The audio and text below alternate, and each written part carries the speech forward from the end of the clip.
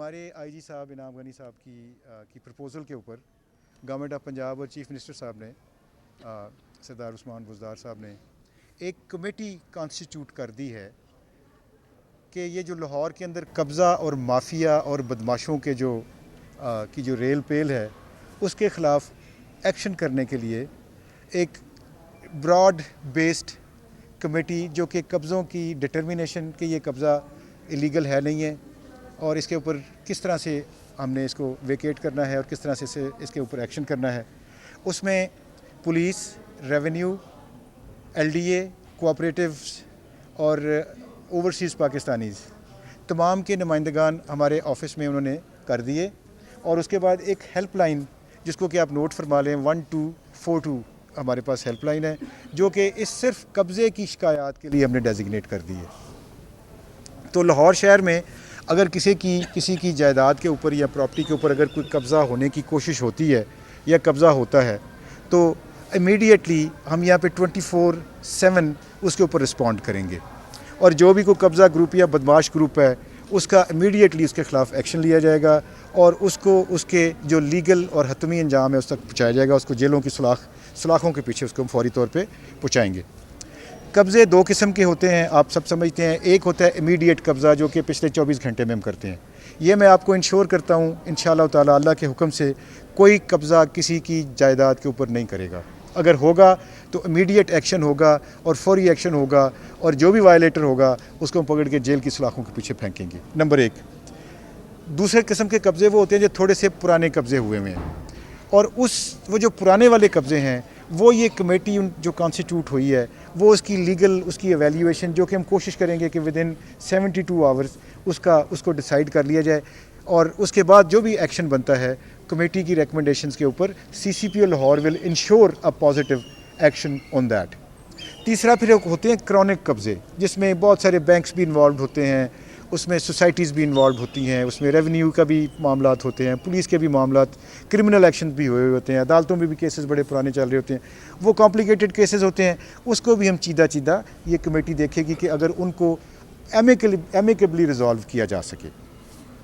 तो ये मेरी अनाउंसमेंट है और मैं ये लोगों को बताना चाहता हूँ कि कब्ज़ा mafia will be dealt with iron hands and we will make sure कि लाहौर के अंदर कोई कब्ज़ा माफिया नहीं होगा और लोगों की ख़ास तौर पे जो गरीब गुरबा जिन्होंने 5 मरले का 10 मरले का प्लॉट लिया अपनी उनकी जमा पूंजी ज़िंदगी की जमा करके उन्होंने लिया और किसी ने उनसे वो हथिया लिया, ये नहीं हम होने देंगे इंशाअल्लाह ताला। उसके अलावा ये जो बदमाश बड़े बड़े ग्रुप बने हुए हैं कब्ज़ों के उसके ख़िलाफ़ भी हम बड़े ऑर्गेनाइज तरीके से ऑपरेट करने जा रहे हैं। उनकी हम जितनी भी जायदादों की डिटेल्स, उनके जो आर्म्ड लाइसेंसेस हैं, उनकी दूसरे जो क्रिमिनल रिकॉर्ड्स हैं वो भी हम सारा करके उनको एक कॉम्प्रिहेंसिव तरीके से डील करके हमारा ख्याल है कि उनको सबको कानून की एम्बेड के अंदर लेके आना चाहिए और कानून के अंदर उनको लेके आना चाहिए और उनके ख़िलाफ़ जो भी उनकी अगर हम हिस्ट्री शीटें खोलते हैं, उनकी सर्वेलेंस होती है या उनके ख़िलाफ़ हम गुंडा एक्ट में या हैबिचुअल ऑफेंडर्स एक्ट में जो भी कार्रवाइयाँ की जा सकती हैं हम उनके ख़िलाफ़ करेंगे। तो आज का हमारा बेसिकली यही मकसद था। मैं सिर्फ आपसे ये रिक्वेस्ट करता हूँ कि हमारा ये मैसेज लाहौर के हर शहरी तक ये पहुँचे। हम इसमें इंफॉर्मेशन डिपार्टमेंट के साथ भी हम मिल के एडवर्टाइजमेंट्स वगैरह जो है न्यूज़पेपर्स के अंदर अपनी हेल्पलाइन की और ये जो हमारे जो नया जो चीफ मिनिस्टर साहब ने एक विज़न करके एक जो ये एंटी कब्ज़ा माफिया सेल खोला है उसकी ताकि तशहीर भी हो सके, हर शहरी को पता हो कि उनके क्या राइट्स हैं। अगर उनके राइट्स कहीं पे वायलेट होते हैं तो police, administration, cooperatives, LDA, overseas Pakistanis ये तमाम मिलके उनकी हिफाजत करने के लिए और उनकी हेल्प करने के लिए, असिस्ट करने के लिए, कोर्ट्स को असिस्ट करने के लिए जो डॉक्यूमेंट्स अगर केसेस कोर्ट्स के अंदर जो चल रहे हैं उसमें अगर डॉक्यूमेंटेशंस अगर उसमें डिले हो रही है तो वो भी हम यहाँ से बैठ के इसको मॉनिटर करेंगे कि कोर्ट्स की असिस्टेंस, हमारी ऑनरेबल कोर्ट्स की असिस्टेंस जो है वो प्रॉपर तरीके से हो सके ताकि कोर्ट्स उनमें जल्दी फैसले करें। तो ये अल्हम्दुलिल्लाह आपकी मदद से, आपकी तवस्सुत से ये मैं लोगों को पहुँचाना चाहता हूँ मैसेज कि हमारी हेल्प लाइन पे आप कॉल करें। 15 इज़ दी प्राइमरी लाइन। अगर कहीं पे भी कोई वायलेशन होती है तो ऑब्वियसली लोग 15 पे कॉल करते हैं, लेकिन ये 15 को इन्हेंस करने के लिए अगर कोई कब्ज़े का इशू है या इंटिमिडेशन का इशू है या जो ये हरासमेंट करते हैं लोगों को उसका इशू है, बदमाशी का इशू है, तो आप 1242 के ऊपर कॉल करें। हमारा एक सीनियर ऑफिसर 24 आवर उस फ़ोन पे अवेलेबल होगा, आपकी बात सुनी जाएगी और फौरी तौर पे इसके ऊपर एक्शन होगा। Thank you very much. ये तो जो आपने अपनी प्लानिंग बताई है, तो आपने बताई कि अगर कब्जा होगा 1 to 4 तो आपने जो पिछले कई सालों से लोग परेशान हो रहे हैं, पुलिस उनका साथ नहीं देती, कोऑपरेटिव इदारे उनका साथ नहीं देते, ड्राइविंग इदारे उनको जवाब नहीं देते, तो उनका क्या करेंगे? देखिए, यही जो सबको एक प्लेटफॉर्म पे लेके आने का मकसद था चीफ मिनिस्टर साहब का, वो यही था कि ये एक वन विंडो ऑपरेशन टाइप की चीज़ हो, जिसमें कि जिस मुतल्लिका डिपार्टमेंट से रिलेटेड कोई इशू एग्जिस्ट करता है, फॉर एग्जांपल अगर कोई पुराना कब्ज़ा है और उसमें लिटिगेशन चल रही है और उसका फैसला सिर्फ इस वजह से नहीं हो रहा कि पुलिस की रिपोर्ट नहीं गई हुई, या फॉर एग्जांपल रेवेन्यू से रिपोर्ट नहीं गई, या कोऑपरेटिव से या एलडीए से रिपोर्ट नहीं गई, तो ये इस वन विंडो ऑपरेशन में कम अज़ कम इस चीज़ को इंश्योर करेंगे, क्योंकि उनके सीनियर ऑफिसर इस कमेटी के अंदर मौजूद हैं। अच्छा सर, एक्स पार्टी जो फैसले आते हैं, जो अदालतों की तरफ से एक्स पार्टी फैसले आते हैं, पुलिस उनको रिस्पॉन्ड ही नहीं करती। अच्छा देखिए, उसमें भी ना हमने जो एसओपी बनाया हुआ है, ये भी एक कब्ज़ा माफिया की एक जदीद किस्म का एक तरीक़ाकार है कि वो जो एक्चुअल जो जो जो कंसर्न्ड पार्टी होती है, इसको वो पार्टी ही नहीं बनाते केस के अंदर।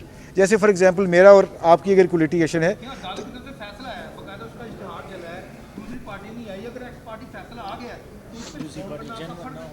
नहीं देखें, उसमें फिर देखें हम कोर्ट को रेफ़र करते हैं उस मामले, नहीं कोर्ट को रेफ़र करते हैं कि ये जो अग्रीव्ड पार्टीज़ हैं इनको भी बीच में कंसिडर कर लिया जाए और उस फैसले की वैलिडिटी को हम देख लेते हैं। सर, बहुत से पुलिस मुलाजमीन कब्जा माफिया के भाई और पार्टनर बने हुए हैं, आपके जो मीटिंग में होने वाले फैसले हैं उन तक पहुंच जाते हैं, जिसके बाद वो फरार हो जाते हैं। मैं इसको कहता हूँ पर्जिंग, एक लफ्ज़ होता है पर्ज करना। पर्जिंग का मतलब होता है कि जितने भी इस तरह के एलिमेंट हैं उनको आइडेंटिफाई करके उनको throw them out of the service. ये कुछ लोग मैंने ऑलरेडी आइडेंटिफाई किए हैं और कुछ मैं करने जा रहा हूँ। इसमें हमने स्पेशल ब्रांच से भी कुछ असिस्टेंस हमें मिल रही है और बाकी भी दूसरी हमारी जो सिस्टर एजेंसीज हैं, सिक्योरिटी ब्रांच से भी, जो भी इस तरह के लोग आइडेंटिफाई होते हैं जिनका ताल्लुक किसी भी माफिया कब्ज़ा वाले बदमाशों के साथ है, आई विल इंशाअल्लाह ताला make an example out of them.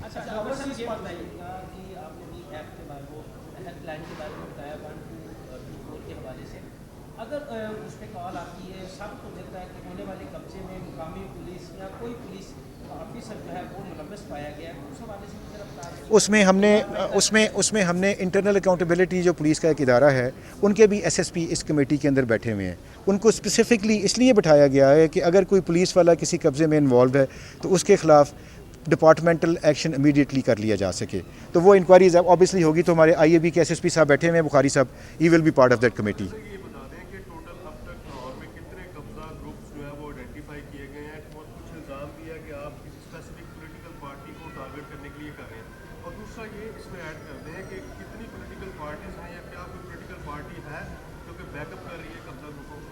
नहीं देखें, इस तरह से है कि कोई पुलिस जो है, it is, I can assure you कि इट इज़ कम्प्लीटली इम्पार्शियल। हमारा किसी पॉलिटिकल एजेंडा नहीं है। Police is obviously is police order 2002 के तहत जो है वो इट इज़ ऑपरेटिंग। दूसरी बात ये कि हम बिल्कुल इम्पार्शियल होके ऑपरेशन करेंगे। जो भी बदमाश कब्ज़ा ग्रुप है उसका किसी भी पॉलिटिकल पार्टी के साथ ताल्लुक हो या ना हो।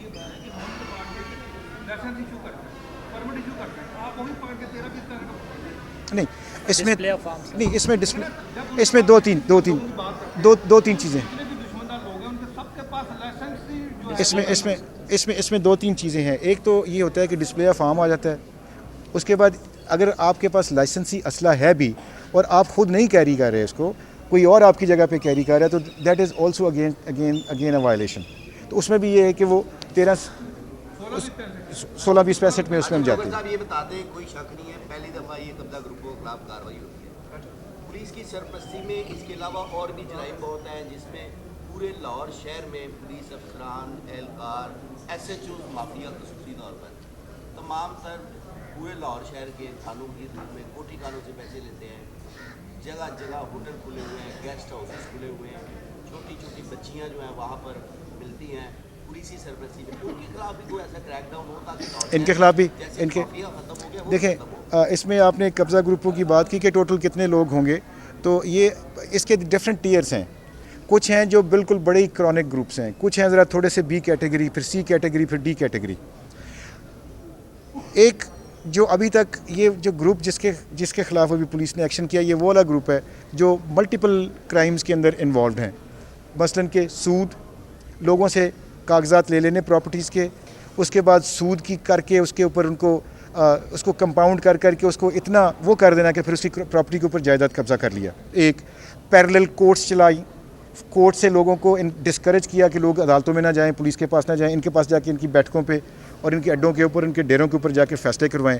एक पैरेलल सिस्टम है जो कि इन्होंने चलाया हुआ था इंसाफ का, या जो भी कह लें आप। इसको ख़त्म करना, लोगों की हरासमेंट, किसी की ज़रूरत नहीं है कि अगर कोई बदमाश किसी को कहे कि तुम जो है वो अपना मसला मेरे पास लेके आओ, लोग बेचारे डरते हुए उनके पास जाके बैठकों पे उनकी जाके उनके अड्डों पे जाके बैठ के वो फैसले करवाते हैं उनसे, और फिर उनकी स्वीट विल है वो जिसके मर्ज़ी हक में फ़ैसला कर दें, जिसके मर्ज़ी हक में फैसले, किसी ज़रूरत नहीं है उनके सामने वो बात सके। ये जो हरासमेंट वाला फैक्टर है, that has to be destroyed.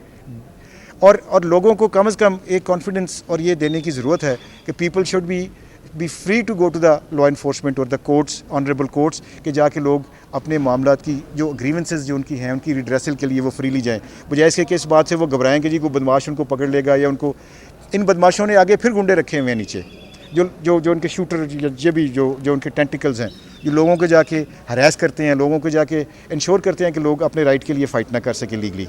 जनाब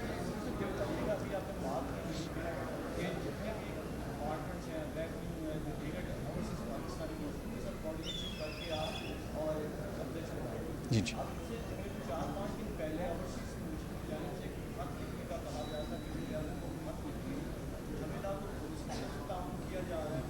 सर 34 केसेस रेफर किए हैं, 34 हम कर रहे हैं।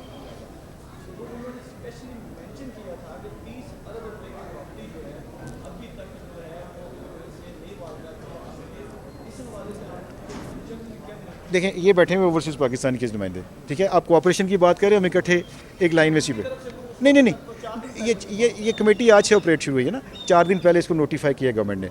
34 केसेस हमारे पास आज तक रेफ़र हुए हैं, 34 केसेस अंडर प्रोसेस हैं, 34 केसेस का ही इंशाल्लाह ताला will be decided.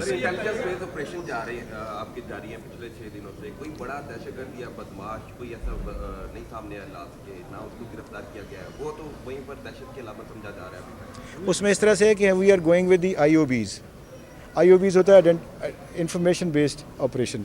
Information based operation ये होता है कि जब स्पेसिफिकली आप एक ख़ास टारगेट को टारगेट करते हैं।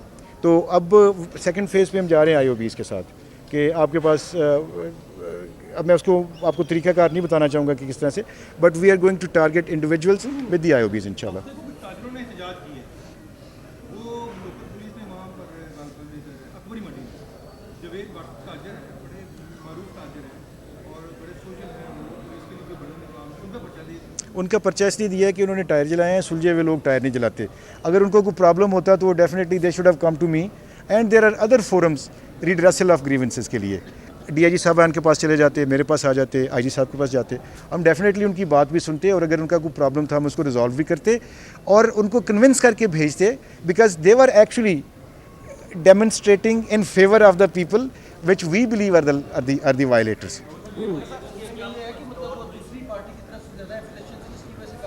Probably maybe they were harassed, maybe they were blackmailed to do this thing, they were pressurized by the groups to do this for। Sir कितने ग्रुप टोटल जो है इलाज तो हर पाकिस्तानी खाते हैं। जी बेशक, लेकिन टायर जलाना हक नहीं है।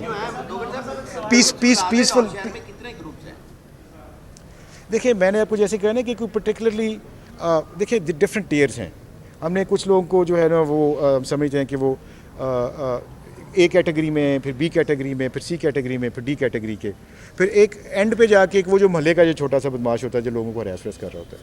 तो ज़ाहिर है मतलब इसकी there are number of them, but we have to go by the categories rather than the तो वो आई एम श्योर कि नंबर नहीं फिक्स किए जा सकते इन चीज़ों के ऊपर, बट एनीबॉडी जो एक वो कहते हैं ना कि जो एक अलामत बन जाता है एक टेरर की या दहशत की, या एक चाहे वो महल्ले लेवल पे हो या सिटी लेवल के ऊपर हो, तो obviously we have to deal with them accordingly.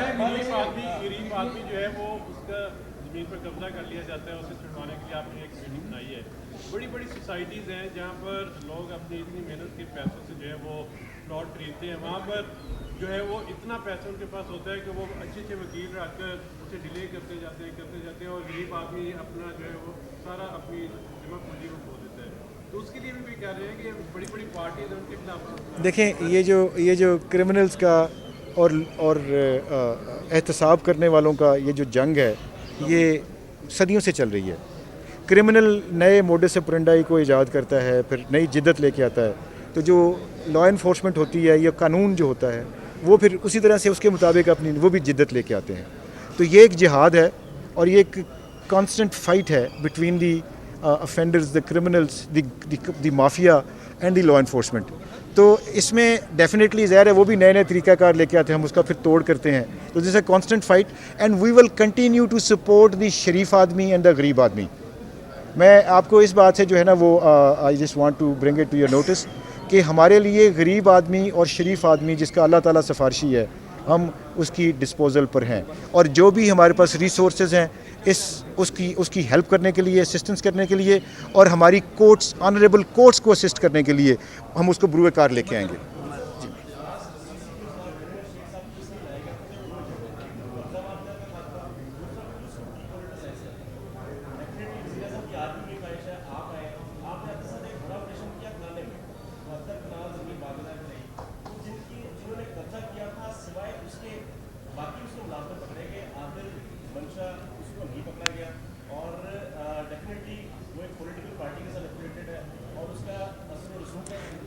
मैं आपको हल्फन ये बात कह सकता हूँ कि उसका कोई असर रसूख नहीं है, ठीक है। मैं वहाँ पे उस ऑपरेशन में ख़ुद शामिल था। अगर आप ये समझते हैं कि मेरे होते हुए भी नहीं पकड़ा गया तो इसका मतलब है कि छुपा हुआ था या कि वो मफरूर हुआ। हमारी उसके लिए कोई सिंपैथी नहीं है। ही विल बी अरेस्टेड इंशाल्लाह ताला। और डोंट से दैट कि हमने किसी पॉलिटिकल इन्फ्लुएंस की वजह से उसको नहीं अरेस्ट किया। मतलब ये जब मैं जाता हूँ तो फिर इसका मतलब है कि this is I am operating ना, तो ऐसा कुछ भी नहीं है इंशाल्लाह। वो 2-3 लोग हैं वो पकड़े जाएंगे इंशाल्लाह। उसकी वो अंडर प्रोसेस है, उसका वो लीगल प्रोसीजर चल रहा है, उसके ऊपर इंशाल्लाह लीगली जो भी होगा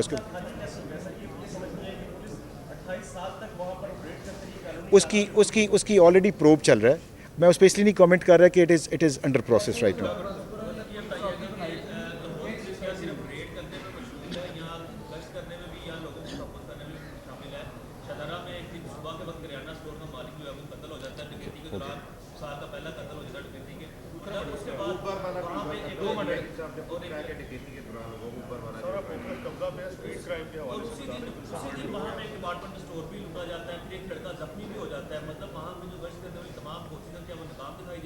नहीं, इस पे प्रोग्रेस है। वो जो करियाना स्टोर वाला जो शादरे वाला जो मर्डर है उसके ऊपर प्रोग्रेस है। इंशाल्लाह वो बहुत जल्दी आपको मैं प्रोग्रेस दूंगा इंशाल्लाह। उसमें प्रेस कॉन्फ्रेंस भी करूँगा। Thank you.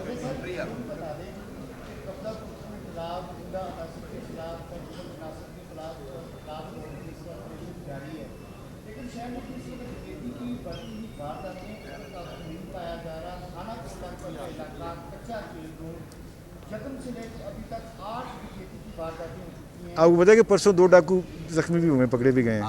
हाँ जी, ठीक है। अब देखें, मैं छोटा सा एक बात करना चाहता हूँ कि इसका ये हरगिज़ मतलब नहीं है कि हम ये जो स्ट्रीट क्राइम के ख़िलाफ़ नहीं काम कर रहे।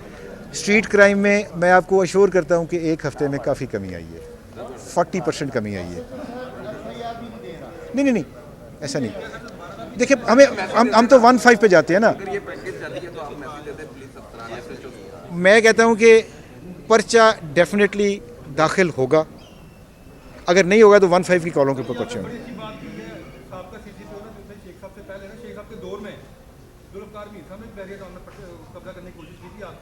उनको प्लाट मिल गया था, इसीलिए तो उनको क्राइम स्टैंड है। वो उसके रिश्तेदार थे, डीआईजी जो थे उनका खान साहब। और नाम ना तो चलें, थैंक यू। आ जाए चाय फिर।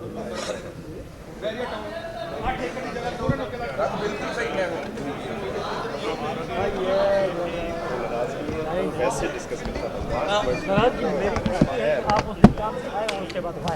मैंने कॉल यू बैक, मैंने दोबारा चक्कर लगाता हूँ यार। मैंने मर्जी को I call you without consulting you, how can I enter in your office. क्या हाल है? सवाल आप